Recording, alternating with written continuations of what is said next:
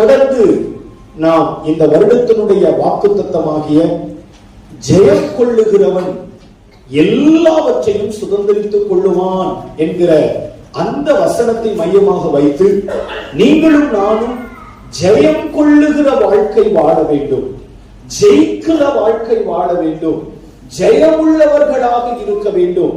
யார் ஒருவர் தன்னுடைய வாழ்க்கையில ஜெயமுள்ளவர்களாக இருக்கிறார்களோ அவர்களை இந்த ஆண்டிலும் இந்த ஆண்டுக்கு பிறகு வருகிற சகல நாட்களிலும் சுதந்திரிக்கிறவர்களாக கர்த்தர் ஏற்படுத்துவார் என்கிற ஒரு காரியத்தை மையப்படுத்தி நாம் தொடர்ந்து கர்த்தருடைய வார்த்தையை தியானித்து வருகிறோம். கடந்த வாரங்களில வெளிப்படுத்தின விசேஷத்தில் இருக்கக்கூடிய 7 திருச்சபைகளில 2 திருச்சபைகளை நாம் தியானிக்க கர்த்தர் உதவி செய்தார். முதலாவது எபேசு திருச்சபை.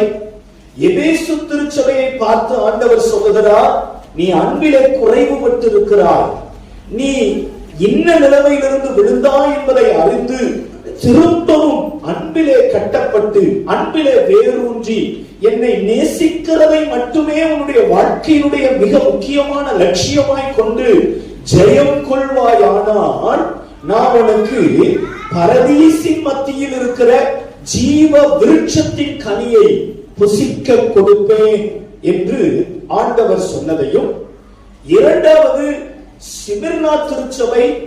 சிமிர்னா திருச்சபையில எந்த குறைவுகளும் கிடையாது, எந்த பாவமும் கிடையாது, அவர்களிடத்துல எந்த ஒரு விதமான அழுக்கையும் அல்லது அருவருப்புகளையும் ஆண்டவர் கண்டதாக வேதத்துல சொல்லப்படவில்லை. ஆனால் அந்த சிமிர்னா திருச்சபை பாடுகளிலே, உபத்திரவங்களிலே, பலதரப்பட்ட பிரச்சனைகளிலே சிக்கி தவிக்கிற அல்லது சிறைப்பட்டிருக்கிற ஒரு திருச்சபை.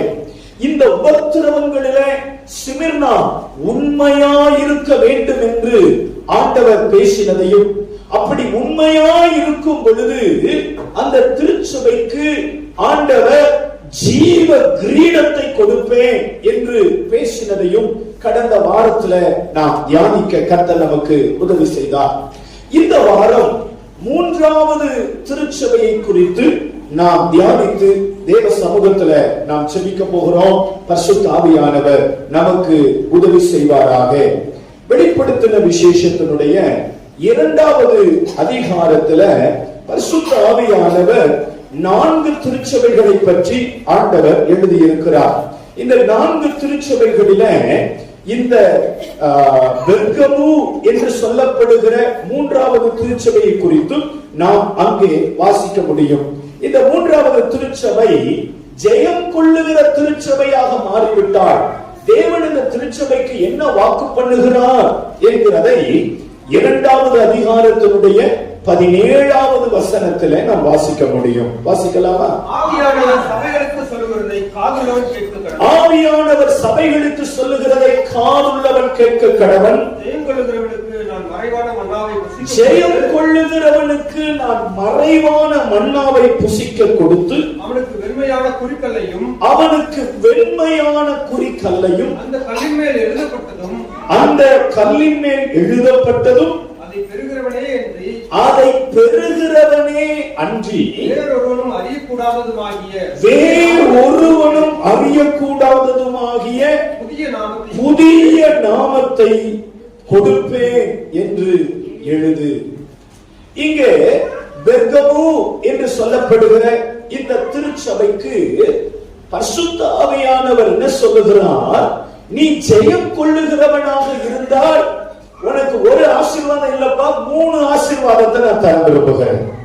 நீ ஜெயிக்கிறவனாக இருந்து விட்டால், ஜெயம் கொள்ளுகிறவனாக இருந்து விட்டால் 3 விதமான பெரிய ஆசீர்வாதங்களை நீ அனுபவிக்க போகிறாய் அல்லது அனுபவிக்க முடியும் என்று ஆண்டவர் இந்த வசனத்தில் சொல்லுகிறதை நாம் பார்க்க முடியும். ஒன்று, மறைவான மன்னா. ஒரு ஆமென் சொல்லுங்க. அல்லேலூயா. நல்லா கவனிங்க. இஸ்ரவேல் ஜனங்களை எகிப்திலிருந்து ஆண்டவர் விடுதலையாக்கி அவர்களை பிரித்தெடுத்து பாலும் தேனும் ஓடுகிற நலமும் விசாலமுமான வாக்குத்தத்த பூமிக்கு ஆண்டவர் அழைத்து கொண்டு வருகிறார். அப்படி அழைத்து கொண்டு வரும் பொழுது இந்த இஸ்ரவேல் ஜனங்களுக்கு வயிறார கர்த்தர் ஆகாரம் கொடுப்பதற்கு வேறு எந்த விதமான முயற்சியும் செய்யல. வேத வசனம் சொல்லுகிறது, வானத்திலிருந்து அவர்களுக்கு ஆகாரம் அருளப்பட்டது. அவர்கள் வனாந்தரத்தில் பிரயாணப்பட்ட அந்த 40 வருட காலமும் அவர்களில் ஒருவனும் உழைக்கவில்லை, ஒருவனும் வேலை செய்யவில்லை, ஒருவனும் விதைக்கவில்லை, ஒருவனும் அறுவடை செய்யவில்லை. அவர்கள் வாக்குத்தத்த பூமியை நோக்கி பிரயாணப்பட்டு கொண்டே இருக்கிறார்கள். அது அவர்களுக்கு அந்த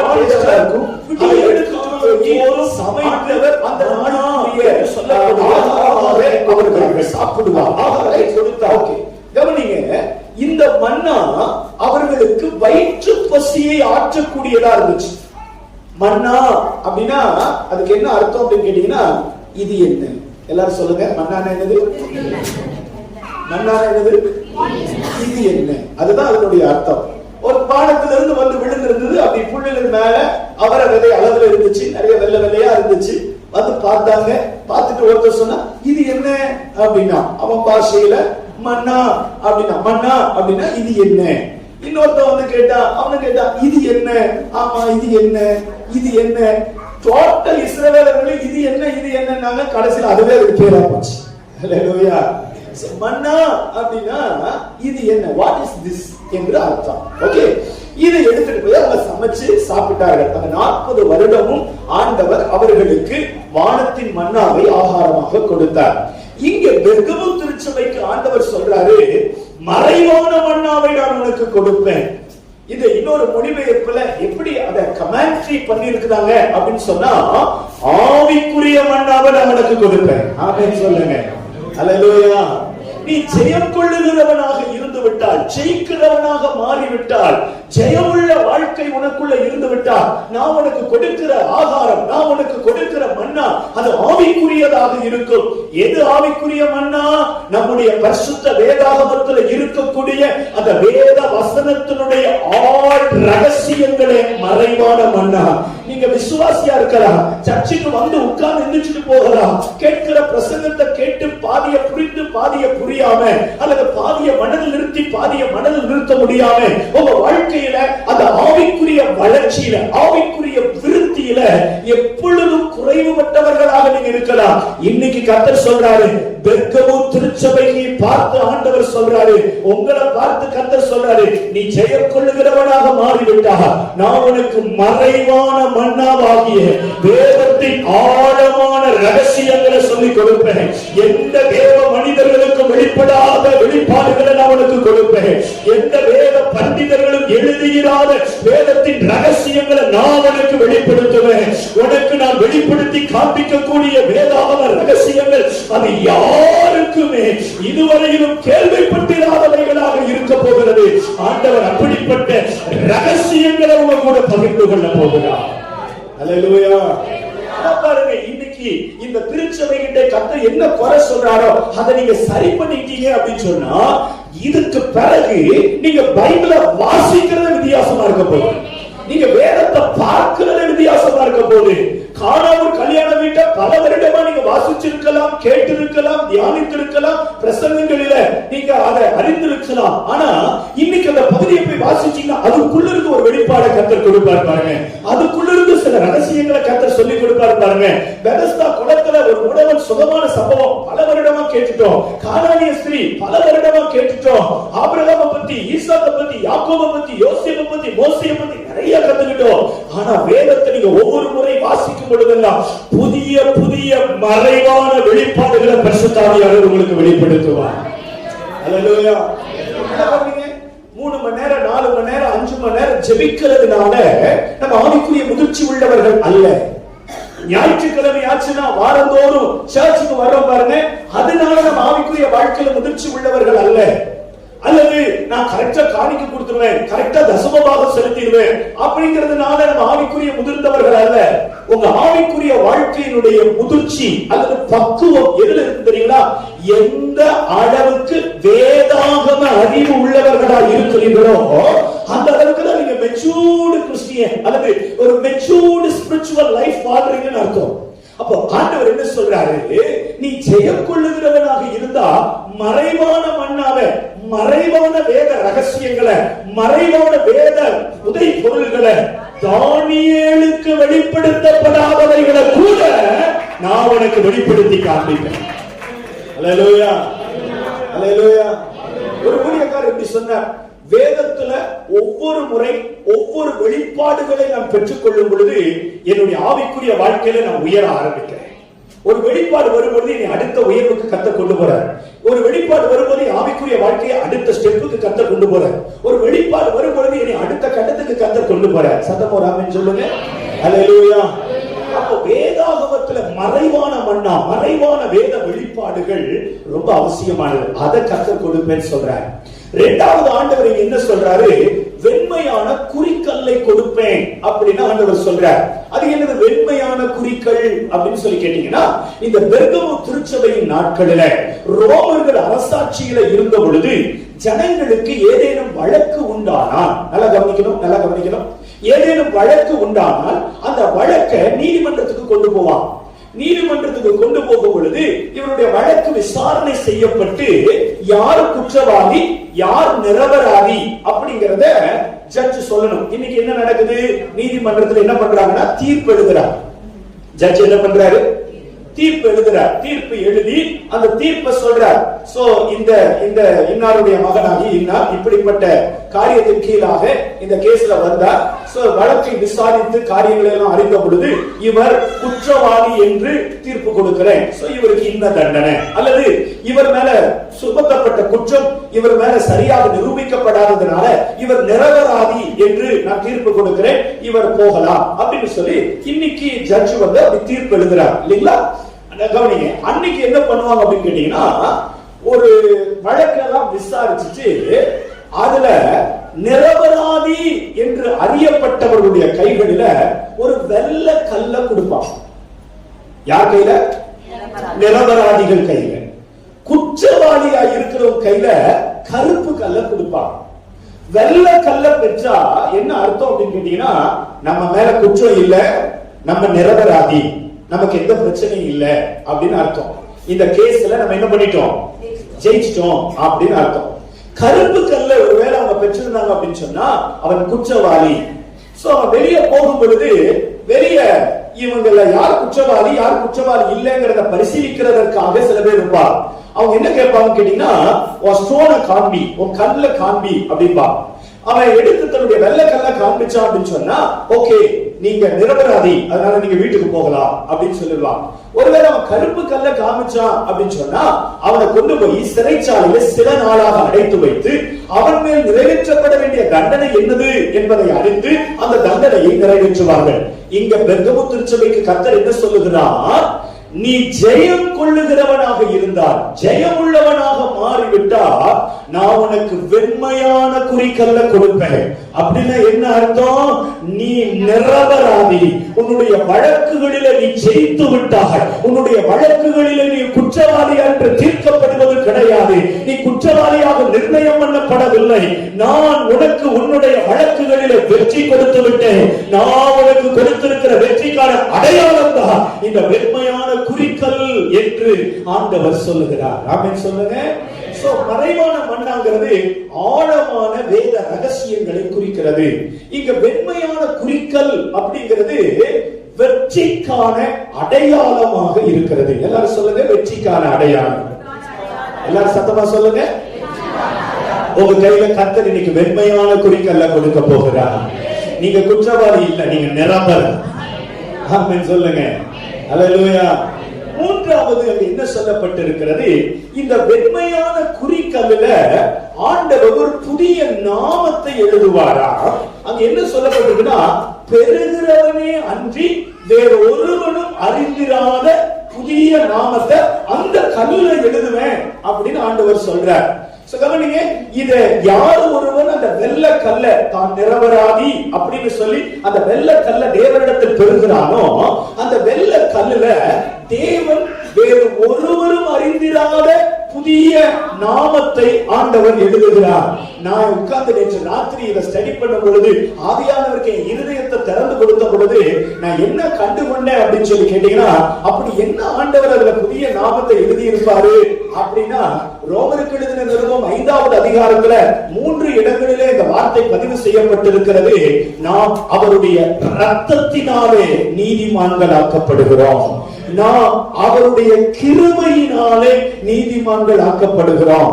அவர் கீழ்ப்படிதல் உள்ளவராக இருந்ததினால நாம் நீதிமான்கள் ஆக்கப்படுகிறோம். அப்ப வேறு ஒருவனும் அறிந்திராத புதிய நாமத்தை அந்த வெண்மையான குறிக்கல்ல எழுதுறாருன்னா என்ன எழுதி இருப்பாரு அப்படின்னு நான் நம்புறேன்னா, நீ ஒரு நீதிமான் என்று கர்த்தர் எழுதி இருப்பார். நீ விடுவிக்கப்பட்டவன் மாத்திரமல்ல, இந்த வழக்குக்கு நீங்களாக்கப்பட்டவன் மாத்திரமல்ல, இந்த வழக்கில் நீ குற்றவாளி இல்லை என்பதை கர்த்தர் சொல்லுகிறது மாத்திரமல்ல, இந்த வழக்கில் நீ நீதிமான் என்று அறியப்படுகிறார். ஒருவேளை வேறு யாருக்கும் தெரியாது, ஆனா நான் உனக்கு அதுல எழுதி கொடுக்கிறேன், நீ நீதிமான். சாத்தான் வருவா, உங்களுடைய பழைய பாவங்களை பார்த்து, உங்க பழைய அசுத்த வாழ்க்கையை பார்த்து, உங்க பழைய அருவருப்பான காரியங்களை பார்த்து, என்ன இருந்தாலும் வாலிப வயதுல நீ இந்த தப்ப செஞ்சவன் தானே, என்ன இருந்தாலும் வாலிப வயதில் நீ இந்த பாவத்தை செஞ்சவன் தானே, என்ன இருந்தாலும் அன்னைக்கே நீ உன் கண்களை கேடுண்டாகும்படிக்கு விட்டு கொடுத்தவன் தானே, உன் வாய் சரியில்லை, உன் சிந்தனை சரியில்லை, உன் இருதயத்தின் நினைவுகள் சரியில்லை, இப்படி பலவிதமான காரியங்களை உன் முன்னாடி வைத்து குற்றம் சாட்டும்படிக்கு காரியங்களை செய்வா. நீங்க இந்த வெண்மையான குறிக்கல், நான் வெற்றி பெற்றிருக்கிறேன் என்கிற அடையாளத்துக்குரிய இந்த வெண்மையான குறிக்கல் எடுத்து பார்த்தா, அதுல சாத்தான் 1000 வேணாலும் சொல்லலாம், அந்த கல்லுல ஆண்டவர் எழுதியிருப்பார், நீ என்னுடைய இரத்தத்தினாலே கழுவப்பட்டிருக்கிற நீதிமான், உன்னில ஒரு குறைவும் கிடையாது, நீ என்னுடைய கிருபையினாலே நீதிமானாக்கப்பட்டிருக்கிறார், உன்னில ஒரு குறைவும் கிடையாது. இந்த பூமியிலே வாழ்ந்த நாட்களிலே சிலுவையின் மரண பரியந்தம் நான் கீழ்ப்படிதல் உள்ளவனாக இருந்திருக்கிறேன், என்னுடைய கீழ்ப்படிதலினாலே நீ நீதிமானாக்கப்பட்டிருக்கிறார். அல்லேலூயா. ஜெயம் கொண்டால் ஆண்டவர் புதிய நாமத்தை நம்ம மேல எழுதுவார். ஆமென். ஒண்ணு மறைவான மன்னா, அது வேதாகமத்தின் ஆழ் ரகசியங்களை குறிக்கிறது. இரண்டாவது வெண்மையான குறிக்கல், அது வெற்றிக்கான அடையாளத்தை அல்லது நிரபராதி என்பதற்கான அடையாளத்தை குறிக்கிறது. மூன்றாவது புதிய நாமம், என்னுடைய இரத்தத்தினாலே, என்னுடைய கிருபையினாலே, என்னுடைய கீழ்ப்படிதலினாலே நீ நீதிமானாக்கப்பட்டிருக்கிறார், நீ நீதிமான் என்று அந்த புதிய நாமத்தை கர்த்தர் கற்பித்து கொடுக்கிறார். சத்தமோடு ஆமென் சொல்லுங்க. அல்லேலூயா. இன்னைக்கு திருச்சபை ஆராதனையை விட்டு திருவிருந்தம் முடிச்சு வெளியே போகும் பொழுது இந்த 3 விதமான ஆசீர்வாதத்தின் முத்திரைகளோடு நான் புறப்பட்டு வெளியே போக போறோம். ஆமென் சொல்லுங்க. அல்லேலூயா. அல்லேலூயா. இப்ப கவனிங்க, இந்த பெர்கமு திருச்சபை, இந்த திருச்சபையை குறித்து, இந்த திருச்சபை, இந்த பட்டணத்தை குறித்து ரொம்ப வேகமா சில குறிப்புகளை நான் உங்களுக்கு சொல்றேன். இதெல்லாம் ரொம்ப அதிகமா நீங்கள் அறிந்து மனதில் வைத்திருக்க வேண்டிய கட்டாயம் கிடையாது, பட் நம்ம அறிந்திருக்க வேண்டிய, தெரிந்திருக்க வேண்டிய அவசியம் உண்டுங்கிறதுனால வேகமா சில காரியங்களை நான் உங்களுக்கு சொல்லிட்டு, இந்த திருச்சபையை பார்த்து எதுல கர்த்தர் ஜெயம் கொள்ள சொல்லுகிறார், இந்த திருச்சபையினுடைய பிரதான பிரச்சனை என்ன, இந்த திருச்சபை எதுல தவறிவிட்டது, இந்த திருச்சபையினுடைய ஒரு பெரிய போராட்டம் எதுல இருந்துச்சு அப்படிங்கிற காரியத்தை நான் உங்களுக்கு சொல்றேன். இது ரொம்ப அவசியமானது. ஆமென் சொல்லுங்க. இந்த கடைசி நாட்களில இந்த திருச்சபைக்கு ஏதுவான போராட்டங்கள், பிரச்சனைகள் இந்த நாட்கள்ல எல்லா திருச்சபைகளுக்கும், எல்லா திருச்சபை விசுவாசிகளுக்கு இருக்கு. அதனால ரொம்ப அதிக பாரத்தோடு கூட நான் உங்களை எச்சரிக்க விரும்புகிறேன். பரிசுத்த ஆவியானவர் நம்ம கூட பேசுவாராக. ஆமென் சொல்லுங்க. அல்லேலூயா. எழுதுகிறவர்கள் வேக வேகமான சொல்லுகிற காரியங்களை நீங்கள் எழுதி கொள்ள உங்கள் அன்போடு கூட கேட்கிறேன். பெர்கமு அப்படின்னு சொன்னா கோட்டை அல்லது திருமணத்தால் இணைக்கப்படுதல் என்று அர்த்தம். யுனைடெட் பை மேரேஜ் அல்லது ஒரு கோட்டை, கோட்டைன்னு அர்த்தம், அல்லது திருமணத்தால் இணைக்கப்படுதல் என்று அர்த்தம். சரிங்களா? இந்த திருச்சபையை அல்லது இந்த பட்டணத்தை குறித்து வேத பண்டிதர்கள் பல பேர் என்ன சொல்றாங்க அப்படின்னா, இது ஒத்து போகிற திருச்சபை. இது என்ன திருச்சபை? எல்லாரும் சொல்லுங்க. Compromised church. எல்லாம் கவனிக்கணும். இன்னைக்கு நமக்கு இருக்கக்கூடிய மிகப்பெரிய பிரச்சனை என்னன்னு கேட்டீங்கன்னா காம்ப்ரமைஸ் ஆகிறது. காம்ப்ரமைஸ் ஆகுறதுன்னா என்ன அர்த்தம்? நம்ம செய்யக்கூடாத ஒண்ணு, நம்ம நடப்பிக்க கூடாத ஒண்ணு, நம்முடைய வாழ்க்கைக்கு தகாத ஒண்ணு ஒருவர் செய்ய நம்மை கட்டாயப்படுத்துறாங்க அல்லது செய்ய நம்மளை நிர்பந்திக்கிறாங்க அப்படின்னு சொன்னா நம்ம அவங்க கூட ஒத்து போயிடுறோம் பாருங்களேன், அவங்க கூட அட்ஜஸ்ட் பண்ணிக்கிறோம் பாருங்களா. இத செய்யக்கூடாதுதான், ஆனாலும் இதை செய்யும்படியான நிர்பந்தம் வரும்பொழுது அதுக்கு இடம் கொடுக்கணும் பாத்தீங்களா, அதுதான் காம்ப்ரமைஸ், ஒத்து போகிறது. இந்த பெர்கமு திருச்சபை கிட்ட ஆண்டவர் அததான் சொல்றார். நான் உங்களுக்கு பின்னாடி அது என்ன அப்படிங்கிற காரியங்களை நான் உங்களுக்கு விளங்க பண்றேன், சரிங்களா? இப்ப இந்த பட்டணத்தை குறிச்சு சில விஷயம் சொல்றேன். உங்களுக்கு எழுதுறதுக்கு டைம் இருந்துச்சு அப்படின்னு சொன்னா நான் வேக வேகமா சொல்ல போறேன். முடிஞ்சதுன்னா எழுதுங்க, இல்லன்னா கவனி. ரைட்? இந்த பெர்கமு பட்டணம் மலை உச்சியில இருக்கக்கூடிய பட்டணம். என்ன சொல்றாங்கன்னா கடல் மட்டத்திலிருந்து 1000 கிலோமீட்டருக்கு மேல இருக்கக்கூடிய ஒரு உயர்ந்த மலையில் இருக்கக்கூடிய ஒரு பெரிய பட்டணம் என்று சொல்லுகிறார்கள். இந்த பட்டணத்துல நல்ல நாகரீகமும் கலாச்சாரமும் நிறைந்திருக்கிற ஒரு பட்டணம். இந்த பட்டணம் நல்ல கல்வி அறிவு பெருத்திருக்கிற பட்டணம். இந்த பட்டணத்துல இருக்கிறவங்க நல்ல படிச்சவங்களா இருந்தா, நல்ல படிப்பறிவு அவர்களுக்கு இருந்துச்சு. அது மட்டும் இல்ல, என்ன சொல்றாங்கன்னா உலகத்திலேயே அந்த நாட்கள்ல பெர்கமு பட்டணமும் திருச்சபையும் இருந்த நாட்கள்ல உலகத்திலேயே மிகப்பெரிய 2வது நூலகம், செகண்ட் லைப்ரரி, கிட்டத்தட்ட 2 லட்சத்திற்கும் அதிகமான புத்தகங்கள் அந்த லைப்ரரியில் இருந்துச்சாம். ஏன்னா அவங்க இருந்தவங்க எல்லாருமே படிச்சவங்களா இருக்கிறதுனால பல புத்தகங்களை படிக்கிற பழக்கம் அவர்களுக்கு உண்டுங்கிறதுனால அந்த லைப்ரரியில புதுசு புதுசா நிறைய புக்ஸை கொண்டு வந்து வச்சாங்க. உலகத்திலேயே 2வது பெரிய நூலகம் உள்ள ஒரு பட்டணமாக இந்த பட்டணம் இருந்தது. அது மட்டும் இல்ல, இந்த பட்டணத்துல திரும்புகிற திசையெல்லாம் விக்கிரக கோவில்கள் உண்டு.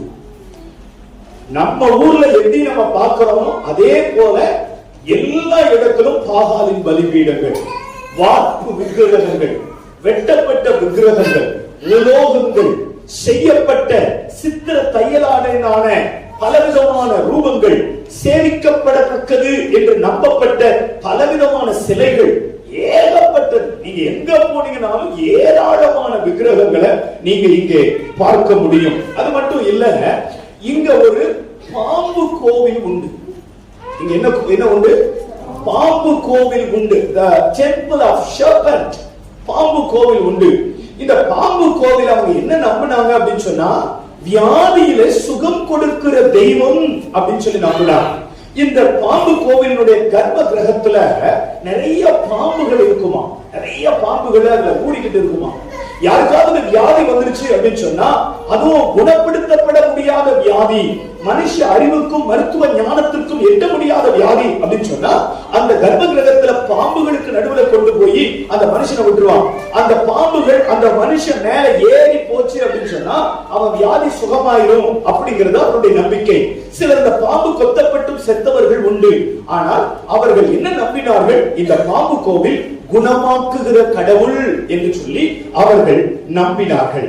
அது மட்டும் இல்லாம இங்க நிறைய மனித வழிபாடுகளும் உண்டு. கோவில்களில் இருக்கக்கூடிய சிலைகளை மட்டும் அவர்கள் சேவிக்கிறவர்கள் அல்ல, அந்த கோயிலுடைய தர்மகர்த்தான்னு சொல்லக்கூடியவர்களை, அந்த கோயிலுடைய பூசாரிகளை, சாமியார்களை, மடாதிபதிகளை எல்லாம் அவர்கள் சேவிக்கிறவர்களாக இருந்தார்கள். அது மட்டும் கிடையாது, அந்த நாட்களில் இருந்த ரோம ராயன், ரோம பேரரசன், ரோம ராஜா, அவரையும் கடவுளை போலவே சேவித்தார்கள். அவருக்கும் கோவில் உண்டு, அவருடைய சிலை உண்டு. அவருடைய சிலைக்கு முன்பதாக தாழ விழுந்து பணிந்து கொள்ளுகிறவர்கள், சேவிக்கிறவர்கள், கனம் செலுத்துகிறவர்கள் உண்டு. இப்படி நிறைய காரியங்களில விக்கிரக வழிபாடுகள் பெருத்திருக்கிற ஒரு பட்டணமாக இந்த பட்டணம் இருந்தது. இந்த பட்டணத்தை குறித்து பரிசுத்த வேதாகமம் என்ன சொல்லுது அப்படின்னா அதை நீங்க வாசிச்சு பார்த்தீங்கன்னா ரொம்ப ஆச்சரியமா இருக்கும். வாசிக்கலாமா? அந்த வெளிப்படுத்தின விசேஷம் அதனுடைய 2வது அதிகாரத்துல வாசிக்கிறீங்களா?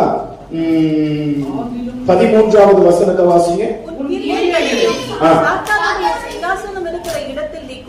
அந்த வார்த்தையை கவனிங்க.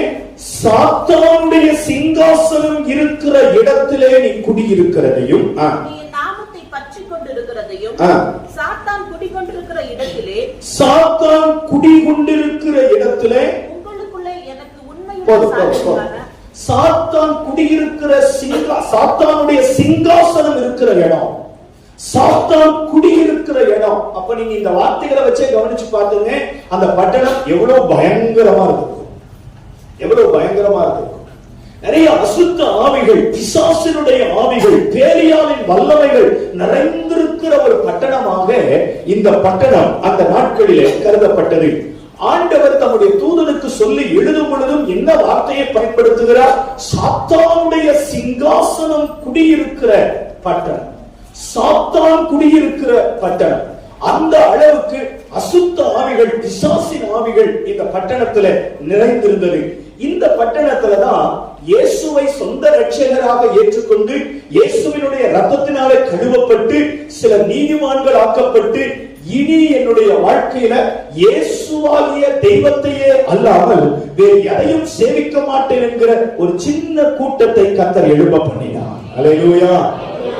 சுற்றிலும் இருக்கிற சூழ்நிலைகளுக்கு நடுவுல இயேசுவை தெய்வமாக கொண்டு வாழவே முடியாத ஒரு சூழ்நிலை, அவ்வளவு கடினமான சூழ்நிலைகளுக்கு நடுவுல இவர்கள் இயேசுவை பற்றி கொண்டு இயேசப்பாவுக்கு பிள்ளையாக வாழ்ந்து அங்கே ஒரு திருச்சபை ஸ்தாபிக்கப்பட்டு அது வளர ஆரம்பித்தது என்று சொல்லி அந்த பகுதியில நாம் வாசித்து அறிய முடியும்.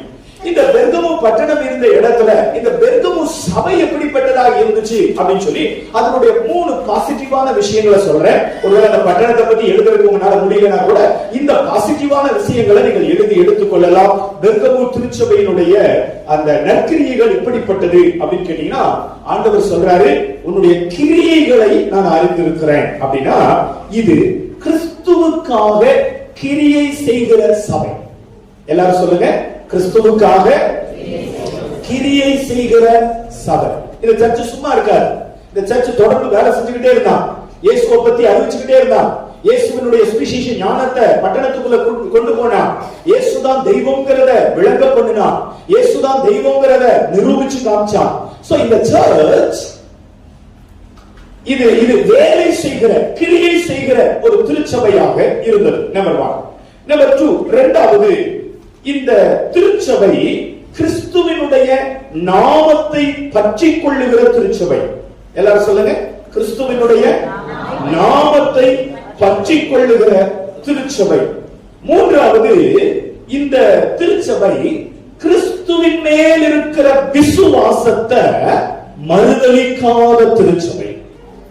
கிறிஸ்துவின் மேல இருக்கிற விசுவாசத்தை எந்த சூழ்நிலையிலும் நாங்க என்ன பண்ண மாட்டோம், மறுதலிக்க மாட்டோம்.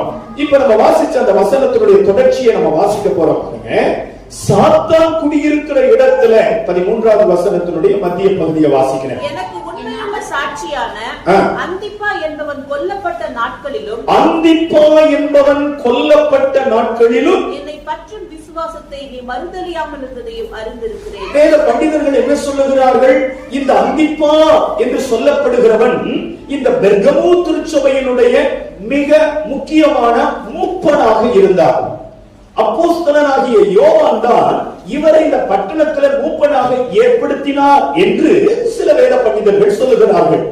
இன்னும் ஒரு சிலர் என்ன சொல்லுகிறார்கள்? இந்த அந்திப்பா என்று சொல்லப்படுகிறவர் தான் இந்த திருச்சபையினுடைய போதகராகவே இருந்தார். அவர்தான் இந்த திருச்சபையை விசுவாசத்திலும் வைராக்கியத்திலும் வளர்த்து எடுத்தார். அவர்தான் இந்த திருச்சபைக்கு கிறிஸ்துவை பற்றிய ஞானத்தை கொடுத்தார் என்றெல்லாம் சொல்லுகிறவர்கள் உண்டு. கவனிங்க, இவர் மூலமாக இந்த பெர்கமு பட்டணம் சாத்தானுடைய சிங்காசனமும் சாத்தானுடைய வல்லமைகளும் நிறைந்திருக்கக்கூடிய அந்த பட்டணத்துல சபை படிப்படியாக வளர்ந்து எழுப்பிக் கொண்டிருக்கும் பொழுது இந்த அந்திப்பாவை கொன்று போட்டார்கள். ரத்த சாட்சியாக இந்த அந்திப்பா மரித்தார். எப்படி மரித்தார் தெரியுங்களா? ஒரு வெண்கலத்தினால் செய்யப்பட்ட ஒரு கன்றுக்குட்டிய, நல்லா கவனிங்க, வெண்கலத்தினால் செய்யப்பட்ட கன்றுக்குட்டிய அதனுடைய வயிற்றுக்குள்ள இந்த அந்திப்பாவை வைத்து அந்த கன்றுக்குட்டியோடு, அந்த வெண்கலத்தினால் செய்யப்பட்ட கன்றுக்குட்டியோடு கூட நெருப்பு போட்டு அந்த வெண்கலம் சூடாக சூடாக சூடாக சூடாக இந்த மனுஷன் அந்த சூடு தாங்க முடியாம துடி துடிச்சு கதறி செத்தாரா. அந்த மரணத்தை பார்த்தவர்கள் எல்லாம் உடல் நடுங்கி போனார்களா. அவ்வளவு பயங்கரமாக இந்த அந்திப்பா ரத்த சாட்சியாக மரித்தார். வேத வசனம் என்ன சொல்லுகிறது? அந்திப்பா என்பவன் கொல்லப்பட்ட நாட்களிலும் இயேசுவை பற்றும் விசுவாசத்தை விட்டு அந்த திருச்சபை என்ன பண்ணலையா? சொல்லுங்க, மறுதலிக்கவே இல்லை. ஒரு மனுஷனை உயிரோட எரிச்சு கொண்டிருக்கிறார். எல்லாருடைய கண்கள் பார்க்க அந்த மனுஷன் கொல்லப்பட்டு இருக்கிறான். ஆனா கூட அந்த திருச்சபை மக்கள் அவங்க விசுவாசத்தை மறுதலிக்கவே இல்லை, இயேசுவை விடவே இல்லையா? எல்லாரும் சொன்னாங்க, அங்கிருந்த ரோம சாம்ராஜ்யத்தை சேர்ந்த போர் சேவகர்கள், யாராவது இயேசுதான் வேணும்னு போனீங்கன்னா உங்களுக்கு இந்த கதிதான் அப்படின்னு சொன்ன பொழுது என்ன எழுதி இருக்கிறாங்கன்னு கேட்டீங்கன்னா, அந்த திருச்சபையில் இருக்கிற யாருடைய ஆவிக்குரிய வாழ்க்கையை அசையவே இல்லை. அல்லேலூயா. அவர்கள் எல்லாம் விசுவாசத்தில் உறுதியா நின்றார்கள். அந்திப்பாவுக்கு மட்டுமல்ல, எங்க எல்லாருக்கும் இது சம்பவித்தாலும் நாங்கள் இயேசுவுக்கு பிள்ளைகளாகவே இருப்போம், இயேசுவை விட்டு ஒரு நாள் விலகி போக மாட்டோம்னு சொல்லி வைராக்கியமாய் பேசினார்களா? அதனாலே சில பேர், இன்னும் சில பேர் கொல்லப்பட்டார்கள், இன்னும் சில பேர் நாடு கடத்தப்பட்டார்கள், இன்னும் சில பேர் சித்திரவதை செய்யப்பட்டார்கள். ஆனாலும் விசுவாசத்தை அவர்கள் விடவில்லை. ஆமென். இந்த திருச்சபையில 3 நல்ல விஷயங்கள் இருக்கிறதாக பரிசுத்த வேதாகமம் சொல்லுகிறது. ஒண்ணு, கிறிஸ்துவுக்காக கிரியை செய்கிற சபை. எல்லாரும் கவனிக்கிறீங்களா? கிறிஸ்துவுக்காக என்ன செய்கிற சபை? கிரியை செய்கிற சபை. இரண்டாவது, கிறிஸ்துவினுடைய நாமத்தை பற்றி கொள்ளுகிற சபை. மூன்றாவது, கிறிஸ்துவின் மேல் இருக்கக்கூடிய விசுவாசத்தை மறுதலிக்காத திருச்சபை. அல்லேலூயா. இந்த 3 விதமான நல்ல விஷயங்கள் இந்த பட்டணத்தில் இருக்கக்கூடிய இந்த திருச்சபைக்கு இருந்ததாக வேதத்தில் சொல்லப்படுது. ரொம்ப நல்லதா இருக்கு. ஆனா இவ்வளவு தூர விசுவாசமும் வைராக்கியமும் உள்ள திருச்சபை, இவ்வளவு தூர ஆவிக்குரிய பலமுள்ள திருச்சபை, தன்னை கிறிஸ்துவுக்குள் பலப்படுத்தின நடத்தின ஒரு தேவ மனிதன் தன்னுடைய கண்களுக்கு முன்பதாக இரத்த சாட்சியாக மரித்த பொழுதும் அந்த இரத்த சாட்சி மரணத்தை கண்களால் கண்ட போதும் தன்னுடைய விசுவாசத்தை விட்டு கொடுக்காத திருச்சபை ஒரு முக்கியமான விஷயத்துல காம்ப்ரமைஸ் ஆயிடுச்சு. ஒரு முக்கியமான காரியத்துல இடறுவதற்கு தன்னை விட்டு கொடுத்து விட்டது. ஒரு முக்கியமான காரியத்துல தன்னுடைய வாழ்க்கையில பலவீனப்பட, ஆவிக்குரிய பலவீனத்துக்கு இடம் கொடுத்துச்சு. அதை பத்தி தான் நான் உங்ககிட்ட பேசிட்டு, நமக்குள்ள இந்த காரியம் இருக்கக்கூடாது, நம்ம இனி ஜெயிக்கிறவர்களாக இருக்கணும். ஜெயிச்சுட்டா வேதாகமத்தினுடைய ஆள் ரகசியங்களை கர்த்தர் நமக்கு கொடுப்பார், நிரபராதிங்கிற அடையாளத்தை நமக்கு கொடுப்பார், வேறு ஒருவருக்கும் கொடுக்கப்பட்டிராத அறிந்திராத நீதிமான்கிற புதிய நாமத்தை நமக்கு கொடுப்பார். ஆமென். அல்லேலூயா. என்ன இந்த திருச்சபையினுடைய பிரச்சனை? இப்போ ரோம சாம்ராஜ்யம் இந்த பட்டணத்தில் இருக்கிற திருச்சபையை நெருக்க நெருக்க இந்த திருச்சபை படிப்படியாக வளர ஆரம்பித்தது. அப்படி வளர ஆரம்பிக்கும் பொழுது இந்த திருச்சபைக்குள்ள என்ன பிரச்சனை வந்துச்சு அப்படின்னு சொல்லி கேட்டா, இந்த அதிகாரத்தினுடைய 14வது வசனத்தை நம்ம வாசிக்க போகிறோம். சில காரியங்களை குறித்து பேரில் எனக்கு குறை உண்டு, விக்கிரகங்களுக்கு படைத்தவைகளை புசிப்பதற்கும் வேசித்தனம் பண்ணுவதற்கும் ஏதுவான இடரலை இஸ்ரவேல் புத்திரர் முன்பாக போடும்படி பாலாக் என்பவனுக்கு போதனை செய்த பிலேயாமுடைய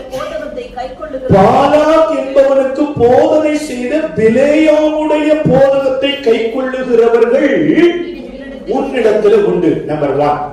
நம்பர் 2, இரண்டாவது, அப்படியே நிக்கோலாய் மதஸ்தருடைய போதகத்தை கைக்கொள்ளுகிறவர்களும் உன்னிடத்தில் உண்டு. அதை நான் வெறுக்கிறேன். ஆண்டவர் சொல்றார், அதை நான் வெறுக்கிறேன். பெர்கமு திருச்சபையில என்ன பிரச்சனை அப்படின்னு கேட்டா, கள்ள உபதேசத்துக்கு இடம் கொடுத்த திருச்சபையாக மாறிடுச்சு. கள்ள உபதேசங்களுக்கு ஒத்து போகிற திருச்சபையா மாறிடுச்சு. கள்ள உபதேசங்களையும் அதை கைக்கொள்ளுகிறவர்களும் சொல்லுகிற ஆலோசனைக்கு செவி கொடுக்கிற ஒரு திருச்சபையா மாறிடுச்சு. ஆண்டவருக்காக கிரியை செய்த திருச்சபைதான். கிறிஸ்து பிரசங்கிக்கப்பட முடியாத சூழ்நிலையில, கிறிஸ்து அறிவிக்கப்பட முடியாத காலத்துல கிறிஸ்துவை அறிவிக்கிறதற்கு ஏதுவாக வேலை செய்த திருச்சபைதான். கிறிஸ்துவினுடைய நாமத்தை பற்றிக்கொண்டு அடுத்தடுத்து ரட்சிக்கப்படுகிற கர்த்தர் சபையில சேர்த்துக்கிட்டே வந்தார். அரசாங்கமும் அதிகாரமும் ஆளுகையும் எதிரிடையா இருக்கு. ஆனாலும் கிறிஸ்துவினுடைய நாமத்தை பற்றிக் கொள்ளுகிறவர்கள் இந்த திருச்சபையில பெருகிக் கொண்டே இருந்தார்கள். அத்தோடு கூட ரத்த சாட்சியான மரணம், அதுவும் தன்னை கிறிஸ்துவுக்குள் ஸ்திரப்படுத்தின ஒரு தேவ மனிதன் வெண்கல கன்றுக்குட்டியினுடைய வயிற்றுக்குள்ளாக்கப்பட்டு நெருப்பிட்டு அவன் துடிதுடித்து மரிக்கிறதை எல்லாருடைய கண்கள் கண்ட பொழுது விசுவாசத்தை விட்டுக் கொடுக்காத, விசுவாசத்துக்காக வைராக்கிய பாராட்டின திருச்சபை அங்க இருந்த சில கள்ளத்தனமான போதனைகளுக்கு, கள்ளத்தனமான உபதேசங்களுக்கு செவி கொடுத்து கர்த்தருக்கு முன்பதாக குற்றமுள்ள ஒரு திருச்சபையா மாறிடுச்சு. என் அன்பு சகோதரா, என் அன்பு சகோதரி, மத்திய 24வது அதிகாரத்தில் ஆண்டவராக இயேசு கிறிஸ்து கடைசி நாட்களில் சம்பவிக்க போகிற அடையாளங்களை எல்லாம் பட்டியலிடுகிறார். அப்படி ஆண்டவர் பட்டியலிடும் பொழுது பூமி அதிர்ச்சிகள் உண்டாகும், பஞ்சங்கள் வரும், கொள்ளை நோய்கள் வரும், வான்வெளியில சில அடையாளங்களை நீங்கள் பார்ப்பீர்கள். சூரியன் சந்திரன் கருப்பு கம்பளியை போல மாறும், சந்திரன் ரத்தமா மாறும், சில எரி கற்கள் நட்சத்திர கற்கள் கீழே விழுகிறதை நீங்கள் அறிவீர்கள். அது மட்டும் இல்ல, யுத்தங்களின் செய்திகளையும் கேள்விப்படுவீர்கள். ஒரு ராஜ்யத்துக்கு விரோதமாய் ஒரு ராஜ்யம் எழும்பும், கடைசி நாட்களில் அக்கிரமம் மிகுதியாக ஆரம்பிக்கும், அதனால எல்லாருடைய அன்பு தனிந்து போகும். இப்படி பல காரியங்களை சொன்னவரு என்ன சொன்னார்னா, கள்ள தீர்க்கதரிசிகள், கள்ள போதகர்கள், கள்ள ஊழியர்கள் எழும்புவார்கள். கடைசி நாட்களில தேவனுடைய வசனத்தை திரித்து பேசுகிற அந்தி கிறிஸ்துவின் ஆவியை உடையவர்கள் எழும்புவார்கள். இன்னைக்கு வீதிக்கு வீதி, தெருவுக்கு தெருவு திருச்சபைகள் வரணுங்கிறக்காக ஜெபம் பண்ணதுனால பல இடங்களில் பல புதிய திருச்சபைகள் ஸ்தாபிக்கப்படுகிறது. ஆனா ஒரு காரியத்தை நம்ம புரிந்து கொள்ளணும். ஒரு திருச்சபை கட்டிடம் எழுதிவிட்டது, ஒரு திருச்சபையில ஜனங்கள் கூடி வருகிறார்கள் என்று உள்ளே கால் வைத்து விட முடியாது. அங்கே என்ன உபதேசம் இருக்கிறது என்பது ரொம்ப முக்கியம்.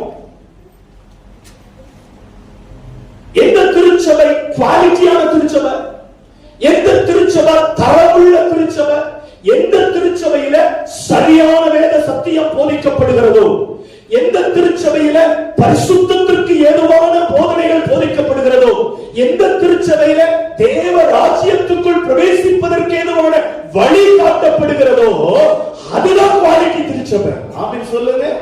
இந்த நாட்களில சுய இச்சைக்கேற்ற போதகர்கள்,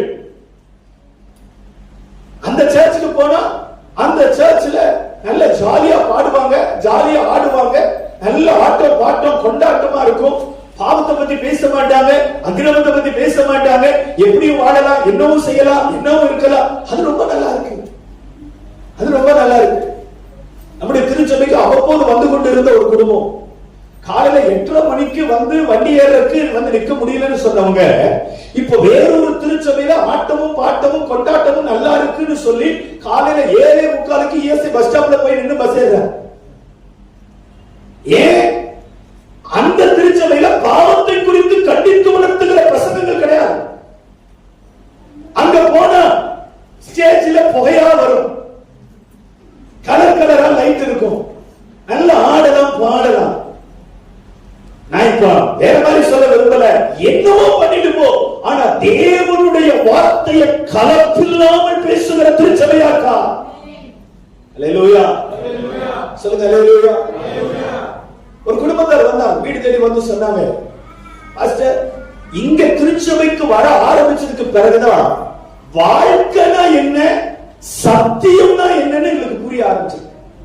நம்ம லைஃப் எப்படி வாழணும், எங்க தவறோம், எங்க இடறோம், எப்படி நம்முடைய குடும்பத்தை கட்டுறது அப்படின்னு இங்க வந்ததுக்கு பிறகுதான் தெரிஞ்சிச்சு. அப்போ ஒரு திருச்சபை என்ன பண்ணணும்னா, வாழ்க்கை மாற்றத்துக்கு ஏதுவானவைகளை போதிக்கணும். ஆமென் சொல்லுங்க, அல்லேலூயா. உள்ள வரும்பொழுது பாதியாகத்தான் வருகிறோம், ஆனா நமக்கு போதிக்கப்படுகிற சத்தியங்கள் நம்மளை தேவராஜ்யத்துக்கு கொண்டு போகிறதா இருக்கணும். இங்க திருச்சபையில என்ன பிரச்சனை ஆயிடுச்சு, அந்திப்பா மரித்த பிறகு அங்கே பலவிதமான ஊழியர்களுக்கு அடுத்த முயற்சிகள் எழுப்பின பொழுது நிறைய பிலேயாமின் போதனைகள் வந்துருச்சு. நிக்கோலாயின் போதனைகள் வந்துருச்சு. இப்ப பிலேயாமினுடைய போதனை என்ன, நிக்கோலாயினுடைய போதனை என்னங்கறத வேகமா சொல்லிட்டு இந்த கடைசி நாட்களில பெர்கமு திருச்சபைக்கு வந்த இந்த உபதேச வஞ்சகங்கள் நம்மையும் சுற்றி சூழ்ந்து நிற்கிறது.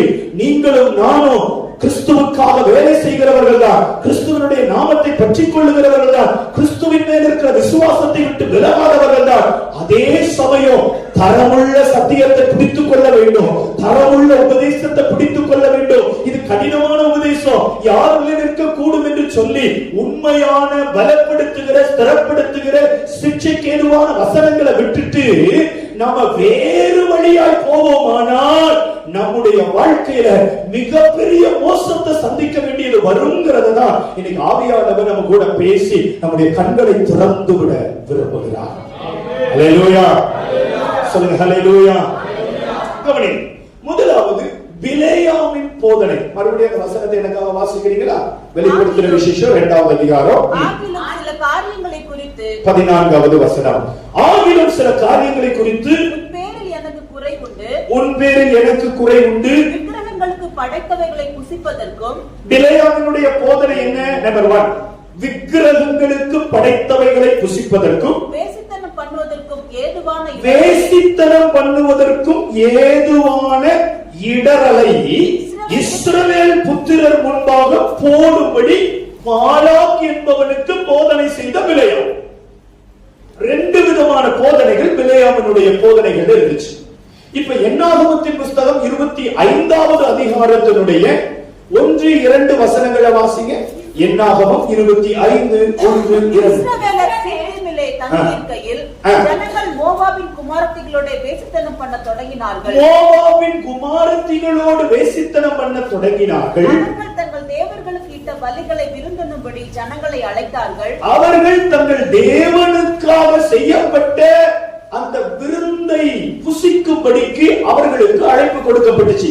இங்க வெளிப்படுத்தின விசேஷம் 2வது அதிகாரம் 14வது வசனத்துல பிலேயாமினுடைய போதனையில் இருக்கிற 2 விஷயமும் அங்க வந்துச்சு பாருங்க.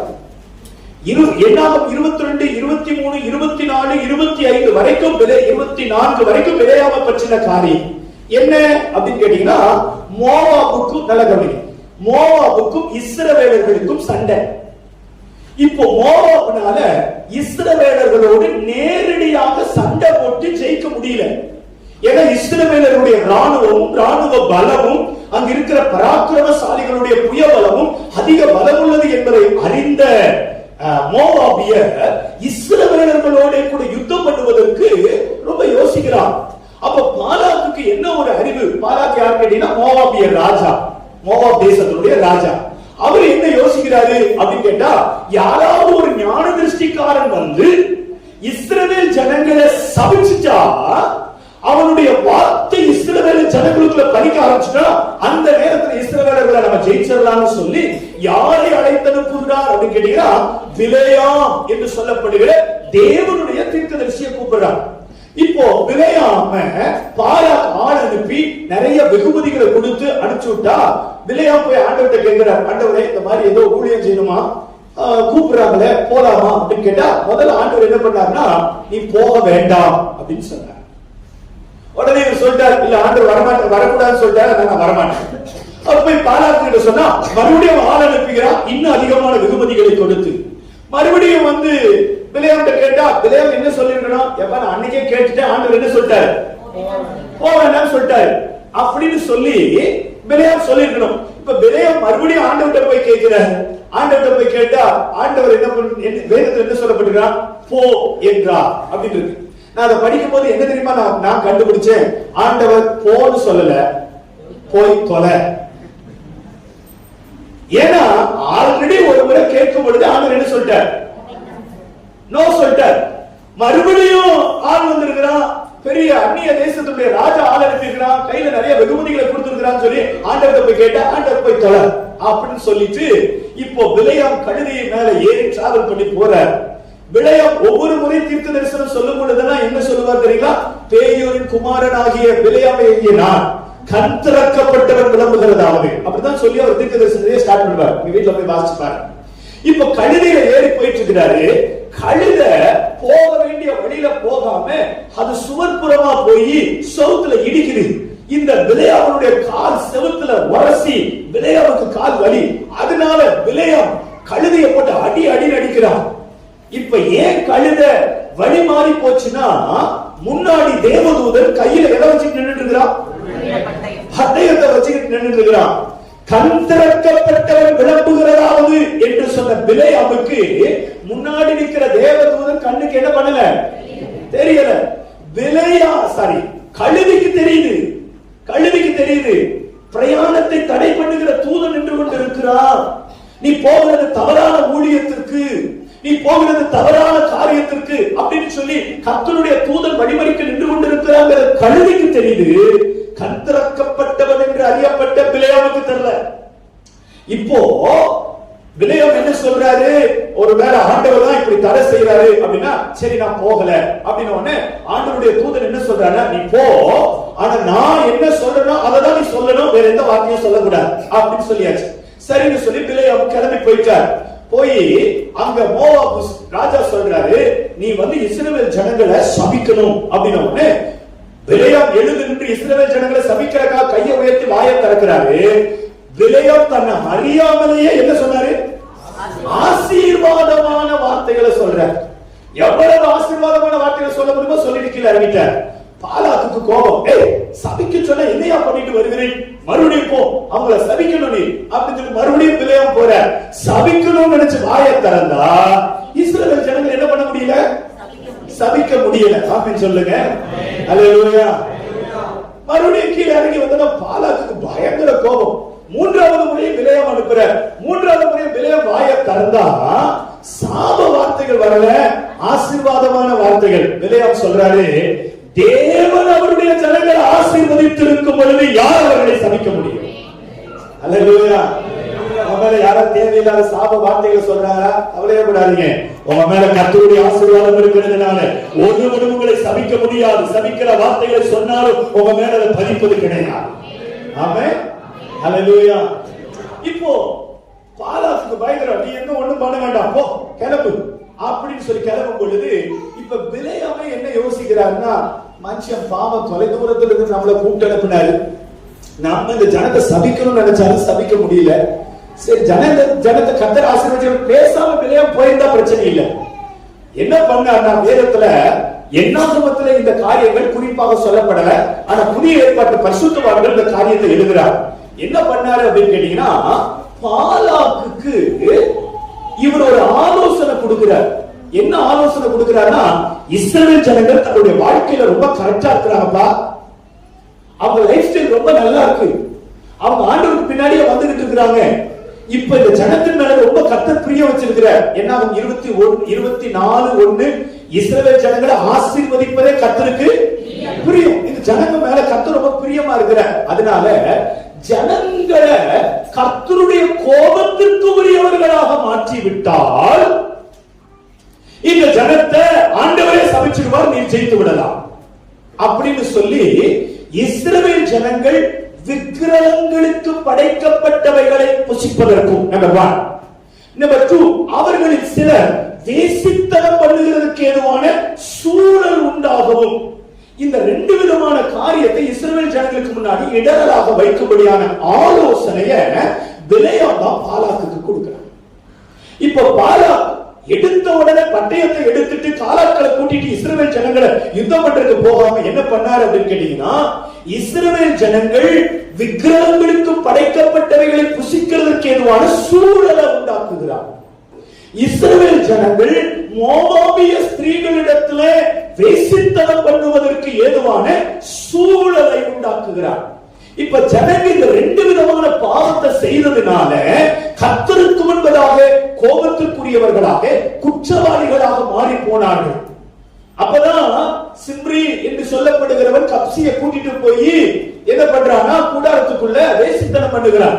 அப்போ பினெகாஸ் தன்னுடைய பட்டயத்தை எடுத்துட்டு போய் உருவ குத்தி போட்டான் என்று சொல்லி வேதத்துல எழுதி இருக்கிறத நம்ம 25வது அதிகாரத்துல வாசிக்க முடியும். நல்லா கவனிக்கணும், நல்லா கவனிக்கணும். இஸ்ரவேலர்களோடு கூட நேரடியாக யுத்தம் பண்ணி ஜெயிக்க முடியாத மோவாப் பிலேயாமினுடைய போதனையை கேட்டு இஸ்ரவேல் ஜனங்கள் பாவத்திற்குள்ளாக்கப்படுவதற்கு ஏதுவான இடரை வைக்கலாம். இது பிலேயாமினுடைய போதனை. ஆண்டவர் என்ன சொல்றாரு? அப்படிப்பட்ட போதனை பெர்கமு திருச்சபைக்குள்ள இருக்கு. பெர்கமு திருச்சபைக்குள்ள இருக்கிற சில பேர் எழுப்பி என்ன சொல்றாங்க? ஸ்தோத்திரத்தினால எல்லாம் பரிசுத்தமாக்கப்படும்பா. அவன் கலாச்சாரம், அவன் விக்கிரகங்களுக்கு படைச்சவங்களுக்கு அவன் அதை படைச்சு வந்து கொடுக்கிறான். நம்ம அதை சாப்பிடக்கூடாது. யார் போங்க சொன்னது? ஸ்தோத்திரம் பண்ணி ஜெபம் பண்ணி என்ன பண்ணிடு? கடாவை விட முடியுமா? மாட்டிறைச்சியை விட முடியுமா? அதெல்லாம் உடலுக்கு நல்லது இல்ல. அதனால சாப்பிடியா? அது படிச்சாலும் படிக்கல, அதை பத்திலாம் கவலை என்ன, சாப்பிடு அப்படின்னு ஒரு கூட்டம் இருந்துச்சு உபதேசம் பண்ணு.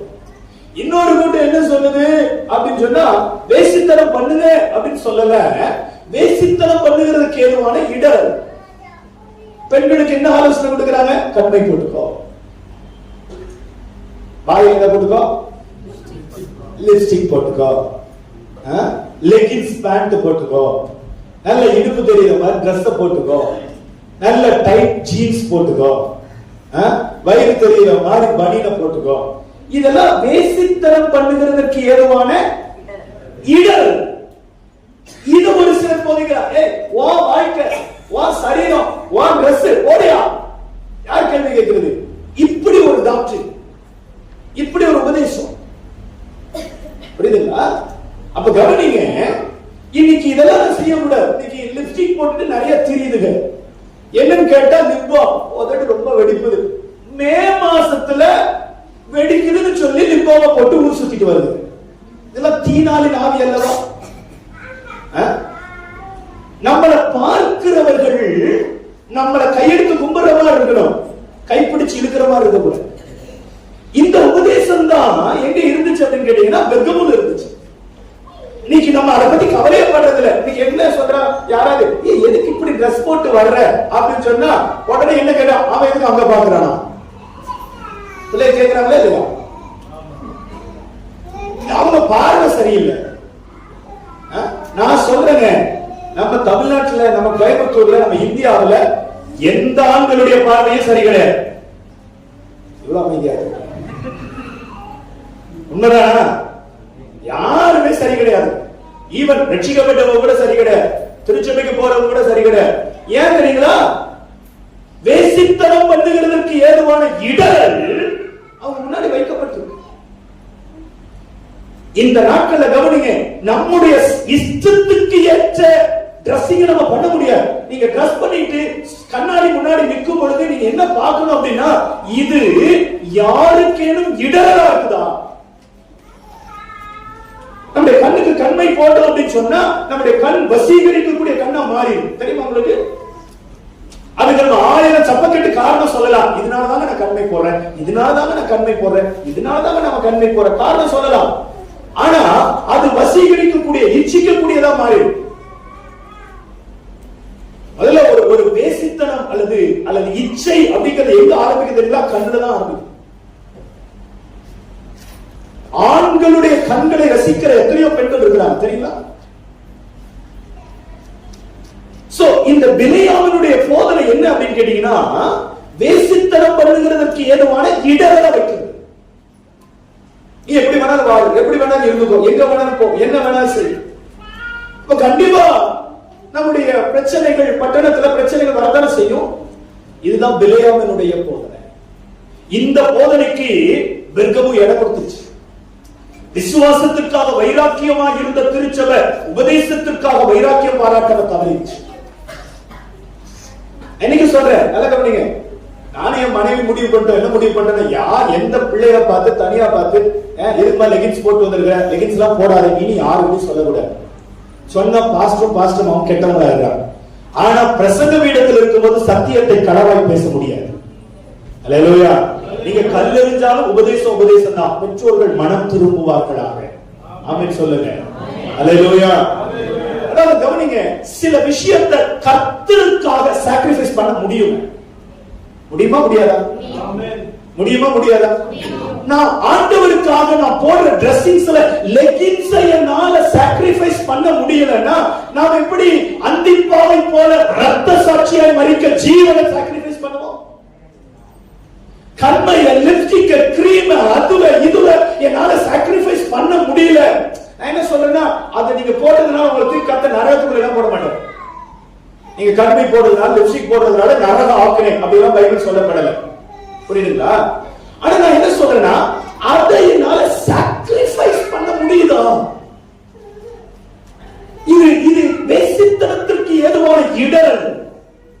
பரவாயில்ல, உதடு வெடிச்சு துண்டா கீழே விழுந்தால் பரவாயில்ல, என்னுடைய உதடு பார்க்கிறவர்களுக்கு இச்சிக்கப்படுகிறதுக்கு ஏதுவா இருக்கிற மாதிரி நான் இனி அதை போட மாட்டேன் அப்படிங்கிற அந்த எண்ணம் எனக்குள்ள வருதா? அப்படி என்னால சாக்ரிஃபைஸ் பண்ண முடியுதா?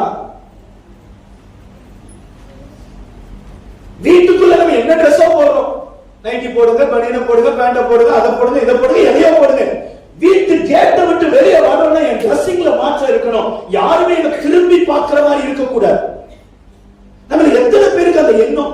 நான் வீட்டை விட்டு வெளியே போறேன், வண்டி எடுத்துட்டு வெளியே போறேன், அம்மா கூட வெளியே போறேன், அப்பா கூட வெளியே போறேன், யாருமே என்ன திரும்பி பார்க்கிற மாதிரி இருக்க கூடாது. உடனே என்னுடைய ட்ரெஸ்ஸிங்கை நான் கரெக்ட் பண்ணிட்டு வெளியே போகணுங்கிற அந்த எண்ணம், அந்த உணர்வு நம்மள நிறைய பேருக்கு இல்லல. பிள்ளைகளுக்கும் இல்ல, பெத்தெடுத்த தாய் தகப்பனுக்கும் இல்ல. வேசித்தனத்திற்கு ஏதுவான இடர். இதுதான் பிலேயாமினுடைய போதனை. இந்த பிலேயாமினுடைய போதனை பெர்கமுக்குள்ள இருந்ததுனால பெர்கமு திருச்சபை தீட்டுப்பட்ட திருச்சபையாக மாறிச்சு. ஆண்டவர் சொல்றார், நீ மனம் திரும்பலனா என் வாயின் பட்டயத்தோட உன் கூட நான் யுத்தம் பண்ணுவேன், வசனத்தை எடுத்து உன் கூட யுத்தம் பண்ணுவேன்னு சொல்றார். இது பிலேயாமின் போதனை. நம்பர் 1. நம்பர் 2, இரண்டாவது அதிகாரத்தின் 15வது வசனம் சொல்லுகிறது, நிக்கோலாய் மதஸ்தருடைய போதகத்தை கைக்கொள்ளுகிறவர் உன்னிடத்தில் உண்டு, நான் என்ன பண்றேன், வெறுக்கிறேன் அப்படின்னு சொல்றார். இதே 2வது அதிகாரத்தினுடைய 6வது வசனத்தை வாசிங்க.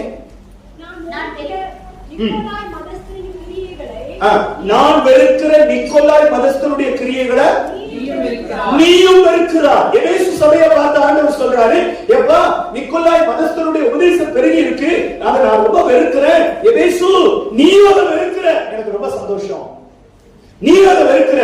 ஆனா பெர்கமு திருச்சபையை பார்த்து சொல்லும்போது ஆண்டவர் என்ன சொல்றாரு, நிக்கோலாய் மதஸ்தருடைய போதகத்தை கை கொள்ளுகிறவர்கள் உன்னிடத்திலே உண்டு.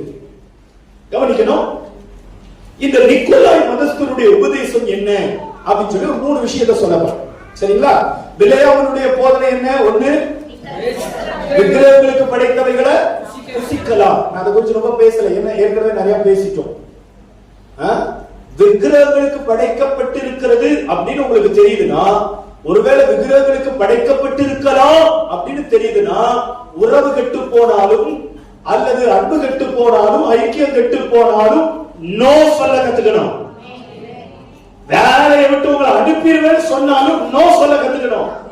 விக்கிரகங்களுக்கு படைக்கப்பட்டவரை ஜோமணி சாப்பிட்டுக்கலாம், ஸ்தோத்திரம் பண்ணி சாப்பிட்டுக்கலாம், இயேசுவின் ரத்தத்தை தெளிச்சு சாப்பிட்டுக்கலாம் அப்படின்னு சொல்லி தெரிந்த பிறகு நீங்க சாப்பிடக்கூடாது. ஆனா விலையா போதனை என்னன்னா, சாப்பிடுங்கள் என்பது போதனை. புரியுதுங்களா? அதை செய்யக்கூடாது. நம்பர் 2, வேசித்தனம் பண்ணுகிறதுக்கு ஏதுவான இடரல் சூழல். இத நீங்க பண்ணிக்கலாம். எப்படி ட்ரெஸ் பண்ணிக்கோங்க, இப்படி ஷார்ட் போடாம போய்க்கலாம். ஆமா, நீங்க என்னது, ஆமா பேண்ட் மேல தூக்கி போட்டுக்கலாம், அதை போட்டுக்கலாம், இதை போட்டுக்கலாம், அப்படி பண்ணிக்கலாம், இப்படி பண்ணிக்கலாம், அப்படிப்பட்ட போதனை இருந்துச்சு. சோ இந்த போதனையை கர்த்தர் வெறுக்கிறார். 2வது யாருடைய போதனை இருந்துச்சு? நிக்கோலாய் மதஸ்தருடைய போதனை. சரிங்களா? இந்த நிக்கோலாய் மதஸ்தருடைய போதனை என்ன அப்படின்னு கேட்டீங்கன்னா, நம்பர் 1, பிரித்தெடுத்தல் அவசியம் இல்லை, இருவேறு கோட்பாடுகளை பின்பற்றலாம். பிரித்தெடுத்தல் அவசியம் இல்ல, இருவேறு கோட்பாடுகளை என்ன பண்ணலாம், பின்பற்றலாம். ஆக்சுவலா புரியுற மாதிரி சொல்லணும் என்ன தெரியுங்களா, இந்த நிக்கோலாய் மதஸ்தருடைய உபதேசங்கிறது தான் ஹைப்பர் கிரேஸ், மிக மிஞ்சிய கிருபை உபதேசம். கிறிஸ்தவ வாழ்க்கைங்கிறது என்னன்னு கேட்டீங்கன்னா, பிரித்தெடுக்கப்படுகிற வாழ்க்கை. எல்லாரும் வாய்க்கிறது சத்தமா சொல்லுங்க. பரிசுத்தம் அப்படிங்கிற தமிழ் வார்த்தை எபிரேயத்துல கொதேஷ் என்று சொல்லப்பட்டிருக்கிறது, பதிவு செய்யப்பட்டிருக்கிறது. கொதேஷ் என்று சொல்லப்படுகிற எபிரேய வார்த்தையினுடைய சரியான அர்த்தம் என்ன அப்படின்னு கேட்டீங்கன்னா, பிரித்தெடுக்கப்படுதல் அர்த்தம். அப்ப பரிசுத்த வாழ்க்கை எதை குறிக்கிறது? பிரித்தெடுக்கப்படுதலை குறிக்கிறது. ஆனா நிக்கோலாய் என்று சொல்லப்படுகிற அந்த மதத்தினுடைய கோட்பாடு என்ன? இவங்களும் கிறிஸ்டியானிட்டி தான், இவங்களும் கிறிஸ்தவர்கள் தான் எல்லாருமே சொன்னாங்க. ஆனா இவங்க என்ன விதமான கிறிஸ்தவ உபதேசம் பேசினாங்க அப்படின்னு கேட்டீங்கன்னா, பிரித்தெடுக்கப்பட வேண்டியது அவசியம் இல்லை. நீ அதே கெட்ட நண்பர்களோடு என்ன பண்ணலாம்? பழகலாம், வாழலாம், போகலாம், வரலாம், என்ன வேணாலும் செய்யலாம். இயேசு நமக்காக கல்வாரி சிலுவையில் என்ன பண்ணிட்டாரு? ரத்த சிந்தி மரிச்சிருக்கிறார். நேற்று நாம் செய்த பாவங்களை இயேசு மன்னித்து விட்டார். இன்றைக்கு நாம் செய்து கொண்டிருக்கிற பாவங்களை இயேசு, நாளைக்கு நீ பாவம் செய்ய போறல, அதை கூட இயேசு என்ன பண்ணிட்டாரு? மன்னிச்சிட்டாரு. So you can do. இதுதான் நிக்கோலாய் மதஸ்தனுடைய உபதேசம். பிரித்தெடுக்கப்படுதல் அவசியம் இல்லை. எந்த பாவத்தையும் விட்டுட்டு வெளியே வர வேண்டிய அவசியம் இல்லை. எந்த அசுத்தத்தையும் விட்டுட்டு நீ வெளியே வர வேண்டிய அவசியம் இல்லை. என்ன கவனி குழந்தைய ஒருத்தர் என்ன கவனி, எந்த ஒரு அருவருப்பையும் விட்டுட்டு நீ வெளியே வர வேண்டியது இல்லை. எந்த ஒரு பழைய பாவத்தையும் விட்டுட்டு வெளியே வர வேண்டியது இல்லை. நிறைய பேர் என்ன நினைக்கிறாங்க? நல்லா இருக்கு இந்த உபதேசம், நீ எதையும் விட்டுட்டு வெளியே வர வேண்டியது. இஷ்டம் போல இருக்கலாம், இஷ்டம் போல வாழலாம், இஷ்டம் போல இருக்கலாம். ஆண்டவர் கிருபையின் தேவன், அவர் மன்னிச்சிட்டாரு. நேத்து மன்னிச்சிட்டாரு, இன்னைக்கு மன்னிச்சிட்டாரு, நாளைக்கு மன்னிச்சிட்டாரியா? நாளைக்கு மன்னிச்சிருவாரு இல்ல, நாளைக்கு நீ செய்ய போற பாவத்தை அன்னைக்கு என்ன பண்ணிட்டாரு? மன்னிச்சிட்டாரு. சோ இதுதான் நிக்கோலாய் மதஸ்தருடைய முதலாவது கோட்பாடு. இரண்டாவது அவங்க என்ன சொல்றாங்க அப்படின்னு கேட்டீங்கன்னா, இச்சை பாவம் அல்ல, அது கடவுளுடைய ஈவு. இச்சைங்கிறது பாவம் இல்ல, அது கடவுளுடைய ஈவு. என்ன சொல்றாங்க அப்படின்னு கேட்டீங்கன்னா, இந்த இச்சையான உணர்வுகளை, இந்த ஹார்மோன்ஸ நம்ம உடம்புல வச்சது யாரு? கடையில் 1/2 கிலோ 3/4 கிலோ ஹார்மோன்ஸ் எனக்கு கொடுங்க, அந்த பாலியல் ஆசைகளை எனக்கு கொடுங்க, இல்ல ஏதாவது தூதாயும் கனிகளை சாப்பிட்டதுனால அதை நம்ம டெவலப் பண்ணி அப்படி ஏதாவது சொல்லுங்க. ஆமா, ஒரு வயசு ஆன உடனே ஆட்டோமேட்டிக்கா வேலை செய்யக்கூடாதுலாம் வேலை செய்யுது. பசங்களை பார்க்கணும்னு தோணுது, பிள்ளைகளை பார்க்கணும்னு தோணுது. அவங்க என்ன சொல்றாங்க? ஏப்பா இதெல்லாம் உனக்குள்ள வச்சது கடவுளியா? எதுக்கு வச்சாரு நினைக்கிற? லைஃபை என்ஜாய் பண்றதுதான் வச்சாரு. நீ இஷ்டம் போல யார் ஒருவரையும் விவாகம் பண்ணலாம். அவங்க கூட வாழ்ந்துட்டு மறுபடியும் இன்னொருத்தையை விவாகம் பண்ண நினைக்கிறீங்கன்னா தாராளமா பண்ணிக்கலாம். ஒருத்தைய விவாகம் பண்ணிட்டு இன்னொருவரோடு நீ வாழணும்னு ஆசைப்பட்டா தாராளமா வாழலாம். உன் சரீரத்தில் இருக்கக்கூடிய இந்த ஹார்மோன் ஆசைகளை நிவர்த்தி செய்து கொள்வதற்கு உனக்கு கடவுள் முழு அனுமதியை கொடுத்திருக்கிறார். சோ இச்சை பாவம் அல்ல, அது கடவுளுடைய ஈவு. என்ஜாய் யுவர் லைஃப், வாழ்க்கை என்ஜாய் பண்ணு. இது நிக்கோலாய் மதஸ்தருடைய இரண்டாவது கோட்பாடு. மூணாவது அவங்க என்ன சொன்னாங்கன்னா, காலத்துக்கும் சூழ்நிலைக்கும் ஏற்றாற் போல வாழ பழகிக்கும். அதுதான் காம்ப்ரமைசிங் சர்ச் அப்படின்னு சொல்றதுக்கு காரணம். காலத்துக்கும், இந்த காலத்துல டிரெஸ்ஸிங் சென்ஸ் எல்லாம் கரெக்டா இப்படி போடு, இப்படி பண்ணி, இப்படி செய் அப்படின்னு சொன்னா பிள்ளைங்க என்ன சொல்றாங்க? இது 2K கிட்ஸ். எனக்கு மறுபடியும் அடிக்கடி இது மறந்து, இது 2K கிட்ஸ். இப்ப நாங்க வாலிபர்கள் ஆயிட்டோம், இப்ப இந்த காலம் இப்படிப்பட்ட காலம் அப்படின்னு சொல்லி காலத்துக்கு ஏற்றாற் போல தன்னுடைய லைஃப் வாழ பழகிறார். சூழ்நிலைக்கு ஏற்றாற் போல ஃப்ரெண்ட்ஸ் எல்லாம் இப்படி இருக்கிறார், அதனால நாங்க இப்படி இருக்கிறோம். இப்படிதான் இருக்கணும்னு மத்தவங்க விரும்புறாங்க, அதனால நாங்க இப்படி இருக்கிறோம். சூழ்நிலைக்கு ஏற்றாற் போல தன்னுடைய வாழ்க்கையை வாழ பழகிறது. நீ எங்க இருக்கிறியோ அங்க 4 பேர் எப்படி இருக்கிறாங்க அப்படியே நீ இரு. உன்னை சுற்றி 10 பேர் எப்படி இருக்கிறாங்க அப்படியே நீ இரு. அவன் பக்கத்து வீட்டுக்காரர் எந்த வீட்டுக்காரர் எப்படி இருக்கிறாங்க அப்படியே நீ இரு. நீ கிறிஸ்தவங்களுக்காக ஒரு டிஃபரன்ஸ காட்ட வேண்டிய அவசியம் இல்ல. Compromise the life. ஒத்துப்போ. அல்லது அது இல்ல கிறிஸ்தவ வாழ்க்கை, அது இல்ல கிறிஸ்துவின் உபதேசம். ஆண்டவர் என்ன சொல்றாருன்னா, உங்களையும் என்னையும் அவருடைய வசனத்தினால, அவருடைய சத்தியத்தினால இந்த உலகத்தினுடைய கோணலும் மாறுபாடுமான சந்ததியை விட்டு விலகி, அப்படி அவங்களை விட்டு விலகி நம்மளை டிஃபரன்ஷியேட் பண்ணணும். அதுதான் கிறிஸ்டியன் டாக்டரின். அதுதான் இயேசுப்பா நமக்கு கொடுக்கிற உபதேசம். ஒன்னு டிஃபரண்டா காட்டு, வித்தியாசப்படுத்தி காட்டு. நல்லா கவனிக்கணும். இன்னைக்கு நிறைய உபதேசங்கள், குளறுபடிகள் இன்னைக்கு நிறைய யூடியூப்ல வந்துருச்சு. நான் மறுபடியும் சொல்றேன், கண்ட பிரசங்கங்களை யூடியூப்ல கேட்காதீங்க. உங்களுக்கு செலக்டிவா சில சாலிடான சில பேரை வச்சுக்கோங்க, அவங்களுடைய பிரசங்கங்களை மட்டும் கேளுங்க. புதுசா ஒருத்தர் நல்லா பேசுறாரு, அழகா பேசுறாரு, அந்த சர்ச் பேக்ரவுண்ட் ரொம்ப நல்லா இருக்குது அப்படின்னு சொல்லிட்டு ஸ்க்ரோல் பண்ணிக்கிட்டே வர்றதுல கண்டதெல்லாம் நீங்க கேட்டீங்கன்னா டிஸ்டர்ப் ஆகிடுவீங்க. பெற்றோர்கள் உங்க பிள்ளைகள் யூடியூப்ல என்ன பாக்குறாங்க, யாருடைய மெசேஜ் கேட்கிறாங்க, யாருடைய பாட்டு கேட்கிறாங்க, ரொம்ப கவனம். இன்னைக்கு நானும் என் மனைவியை நேற்று 2 நாட்களுக்கு முன்பதாக பேசிக்கிட்டோம். உண்மையை சொல்லுங்க, மனசு திறந்து நான் சொல்றதை நீங்க வீட்டுல போய் ஜஸ்ட் கணவன் மனைவியா ஷேர் பண்ணுங்க. ஃபாதருடைய பாட்டு அவ்வளோ பாடல்கள் வருது. அந்த பாடல்களுக்கெல்லாம் யாருமே அடிமை ஆகலங்க. உண்மைதானா? யாருமே ஃபாதருடைய பாட்டுக்கு, பெர்மாஸ் ஐயாவுடைய பாட்டுக்கு என்ன ஆகல? பாட்டுக்கு என்ன ஆகல? ஆனா இன்னைக்கு சில பேருடைய பாடல்களுக்கு சில பேர் என்ன ஆயிட்டாங்க. நாங்க இன்னைக்கு ஒரு வீட்டுக்கு போயிருக்கிறோம், நானும் என் ஒய்ஃப் ஹவுஸ் விசிட்டிங்காக. அவங்க சர்ச்சுக்கு ரொம்ப நாளா வரல, அதனால சரி அவங்க அப்படிதான் விட்டு வருவாங்க. இருந்தாலும் 2 மாசத்துக்கு ஒருக்கா 3 மாசத்துக்கு ஒருக்கா அவங்க போய் பார்ப்போம். நம்ம போறோம். போனா 10th ஸ்டாண்டர்ட் படிக்கிற பிள்ளை ஒருத்தருடைய பாடலை கேட்டுக்கிட்டு இருக்கிறா. நாங்க போனா நாங்க போய் ஒரு 1/2 மணி நேரம் அவங்கள்ட்ட உட்கார்ந்து அவங்க வீட்டார்கிட்ட பேசுறோம். அவ அப்படியே தான் இருக்கிறா, பாட்டு கேட்டுக்கிட்டே இருக்கிறா. அப்புறம் சரி ஜோம் பண்ணலாம் அப்படின்னு சொல்லி எழுந்து ஜோம் பண்ணா அவ அதை வச்சுக்கிட்டே இருக்கிறான், பாட்டு ஆஃப் பண்ண மாட்டேங்கிறான். அவங்க அம்மா சொல்றாங்க, ஏய் ஆஃப் பண்ணி நீ ஜோம் பண்ண போற. அம்மா போமா, நான் கேட்பேன். ஏய் ஜோம் பண்ண போறாங்க, ஆஃப் பண்ணு. இல்ல நான் கேட்பேன். 10th ஸ்டாண்டர்ட் படிக்கிற பிள்ளை. அவங்க அம்மா சொல்ற, ஏய் கேட்கணும் வெளியே போ அப்படின்னா செல்போன் எடுத்து வெளியே போயிட்டா. எவ்வளவு நேரம் ஜோம் பண்ணுவோம்னு நினைக்கிறீங்க? உங்க பாஸ்டர் நல்லவர் உங்களுக்கு தெரியும், பிரசங்கனவா அதிக பிரசங்கிதான். ஆனா ஜோம் பண்ணும்போது சுருக்கமா ஜோம் பண்ணிடும். 5 நிமிஷம் ஜெபம் ஆஃப் பண்ண முடியல. வெளியே போயிட்டு வெளியே நின்று பாட்டை கேட்டுட்டு அதுக்கப்புறம் ஜோம் பண்ணி முடிச்சதுக்கு அந்த பாட்டோட தான் வர்றான். She addicted by songs. என்ன சொல்ல வரேன்னா, பாடல்கள் நம்மளை அடிமைப்படுத்த கூடாது. அந்த பாடல்கள் நம்மளை தேவன் பக்கமா திருப்பணும், ஆண்டவர் பக்கமா திருப்பணும்.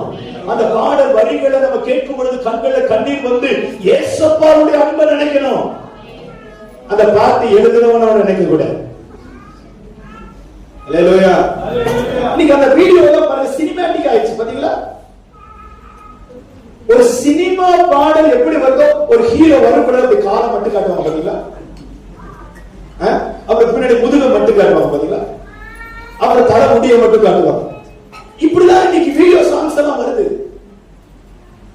இன்னைக்கு அதனாலதான் மக்கள் அதுக்கு வந்து அடிக்ட் ஆயிட்டு இருக்காங்க. இன்னைக்கு அந்த லிரிக்ஸ் வேர்டிங்ஸ் எல்லாம் நிறைய பேருக்கு உள்ள போறது இல்லை. நல்ல கவனிங்க, நான் யாரையுமே குறை சொல்றதை குற்றப்படுத்துறது இல்லை. ஆனால் இப்படிப்பட்ட காலத்துல நம்ம வாழ்ந்து கொண்டு இருக்கிறோங்கிறத கவனமா இருக்கணும். பெற்றோர்கள் உங்க பிள்ளைகளுடைய இன்ச் பை இன்ச் அவங்களுடைய மூவிங்க நீங்க கவனிக்கணும். அவங்க எங்க போறாங்க, யார பாக்குறாங்க, எதை பிடிச்சுக்கிறாங்க, எதுல அட்ராக்ட் ஆகுறாங்க, எதுல ஈர்க்கப்படுறாங்க, எதுல இழுக்கப்படுறாங்க, இதெல்லாம் கவனிச்சு உடனே வெட்ட வேண்டிய காரியத்தை வெட்டணும், சரி செய்ய வேண்டிய காரியத்தை சரி செய்யணும். இன்னைக்கு எப்படி வேணாலும் வாழலாம், எப்படி வேணாலும் இருக்கலாம், எப்படி வேணாலும் நடக்கலாம், யாருடைய அட்ஜஸ்ட் பண்ணிக்கலாம், யாருடையும் சேர்ந்து போகலாம், யாருடையும் சேர்ந்து நடக்கலாம். இப்படிப்பட்டதான உபதேசங்கள் நிக்கோலாய் மதஸ்தருடைய உபதேசம். மதஸ்தர் அப்படின்னா மதத்தின் உபதேசம் அர்த்தம். பின் நாட்கள் நிக்கோல் எப்படி கிறிஸ்டியானிட்டி ஒரு மதம், யூதர்கள் கிறிஸ்தவர்கள் தான், ஆனா அது ஒரு மதம். அதே போல நிக்கோலாயும் ஒரு மதமா மாறிடுச்சு. அந்த மதத்தினுடைய அவங்க கிறிஸ்டியன்ஸ் தான், அந்த மதத்தில் இருக்கிறவங்க கிறிஸ்டியன்ஸ் தான். ஆனா அவங்களுடைய உபதேசம் தான், நீ காலத்துக்கு ஏற்றாற் போல, சூழ்நிலைக்கு ஏற்றாற் போல உன் லைஃப் நீ பார்த்துக்கலாம். ஆண்டவர் சொல்றாரு, இப்படிப்பட்ட காரியம் அவங்ககிட்ட இருந்துச்சுன்னா நான் என் வாயின் பட்டயத்தினால உன் கூட யுத்தம் பண்ணுவேன், நான் உன் கூட யுத்தம் பண்ணுவேன். நீ இதை விட்டுட்டு இந்த கள்ள உபதேசங்களுக்கு, இந்த மகா பெரிய மிகமிஞ்சிய கிருபையின் உபதேசங்களுக்கு விட்டுட்டு, இந்த விளையாட்டுடைய கொள்கைகளை விட்டுட்டு வெளியே வந்துட்ட அப்படின்னு சொன்னா, நான் உனக்கு மறைவான மன்னா அப்படின்னு என்னது, வேதத்தின் ஆழமான ரகசியங்களை தருவேன். என்னைக்கு நல்ல கவனிங்க, ஒரு தீர்க்க தரிசனமா ஒரு வார்த்தை சொல்றேன், இது கள்ள உபதேசம். என்னைக்கு நீங்க ஒரு காரியத்தை விட்டு வெளியே வர்றீங்களோ, அன்னைக்கு வேதத்திலிருந்து கர்த்தர் விலையேற பெற்ற ரகசியத்தை உங்களுக்கு தருவார். அல்லேலூயா. இது கள்ள உபதேசம், இது எனக்கு வேண்டாம்னு சொல்லி என்னைக்கு நீங்க சுதாச்சிக்கிட்டு வெளியே வர்றீங்களோ அன்னைக்கு கர்த்தர் இந்த உலகம் அறிய உங்களை விடுவிக்க வேண்டிய சில காரியங்களை விடுவித்து உங்களை நிரபராதின்னு சொல்லி அடையாளப்படுத்துவார். இது கள்ள உபதேசம், இதுல நான் சரிபற்ற கூடாது, இதுல நான் விழுந்துட கூடாதுன்னு சொல்லி என்னைக்கு அதை விட்டுட்டு நீங்க வெளியே வர்றீங்களோ அன்னைக்கு கர்த்தர் உங்களை நீதிமான்னு சொல்லி அவருடைய புதிய நாமத்தை உங்களுக்கு தெரிவிக்க கொடுப்பார். இன்னைக்கு ஆண்டவர்கிட்ட கருத்தா ஜெபிக்க போறோம். சாத்தான் ஒனிடா டிவில வர மாதிரி 2 கொம்பை வச்சுட்டு பார்க்கிறதுக்கு பயமுறுத்துற மாதிரி அப்படியெல்லாம் இல்ல. கையில பைபிளை வச்சுட்டு கோட்டு போட்டு ஷூட்டு போட்டு வசனத்தை பேசிதான் பிசாசு வஞ்சிக்கிறார். வசனத்தை பேசிதான் பிசாசு வஞ்சிக்கிறான். இன்னைக்கு அந்த வஞ்சக உபதேசங்களுக்கு நான் என் வாழ்க்கையை விட்டு கொடுத்துடக்கூடாது. எனக்கு ஆவிக்குரிய பகுத்தறிகிற வரத்தை தாங்க ஆண்டவரே. எனக்கு பகுத்தறிகிற வரம் வேணும். கடினமான உபதேசமா இருந்தாலும் கர்த்தரை கண்டடையத்தக்கிறதற்கு ஏதுவாக என்னை இழுத்துக் கொண்டு போகுதுன்னா அதுதான் எனக்கு வேணும்.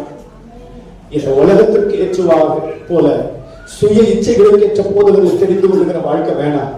சில நேரம் பாஸ்டர் பிரசங்கிக்கிறது கஷ்டமா தான் இருக்கு, கடினமா தான் இருக்கு, வலிக்குது. வீட்டுல போய் குடும்பமா பேசுவோம், அன்னைக்கு ஏன் பாஸ்டர் இப்படி பிரசங்கம் பண்ணார், இதை போடாது அதை போடாது அதை செய்யாது இதை செய்யாதுன்னு பிரசங்கம் பண்றாரு. அவங்கெல்லாம் செய்யறாங்க இவங்கெல்லாம் செய்யறாங்க இப்படி எல்லாம் நம்ம பேசிக்கிறோம். பரவாயில்ல, இது நம்முடைய வாழ்க்கைக்கு பிரயோஜனம் உண்டாகத்தானே ஆண்டவர் பேசுறாரு. இது நல்லது தானே. இந்த தலைமுறையை நம்ம காப்பாத்தி ஆகணும் தானே. இந்த தலைமுறையில நம்முடைய பிள்ளைகளை காப்பாத்தி ஆகணும் தானே. பிள்ளைகளுக்குள்ள கள்ள உபதேசத்தினால கள்ள ஆவிகள் உள்ள நுழைஞ்சிருச்சுன்னா அதுக்கப்புறம் பிள்ளைகளை காப்பாற்ற முடியாதுல்ல, அவங்களை அதை விட்டு வெளியே கொண்டு வர முடியாதுல்ல. சுதாரிச்சுக்கலாம், கண் திறந்துடலாம், விழிப்படைஞ்சிடலாம். நம்ம கள்ள உபதேசங்களுக்கு அடுத்த விளையாடும் போதகர்களுக்கும் நிக்கோலாய் மதஸ்தருடைய அந்த காம்ப்ரமைசிங் டாக்டரினுக்கும் ஒரு நாள் நானும் என் பிள்ளைகளை இடம் கொடுத்துடக்கூடாது. தேவ சமூகத்துல ஒப்பு கொடுக்கிற ஆண்டவரேன்னு சொல்லி ஒரு 5 நிமிஷம் கருத்தா ஜெபிக்க போகிறோம். முழங்கால் படியிடலாமா? முழங்கால் படியிட்டு கண்களை மூடி அதிக பயபக்தியோடு தேவ சமூகத்தில் ஜெபிக்க போகிறோம்.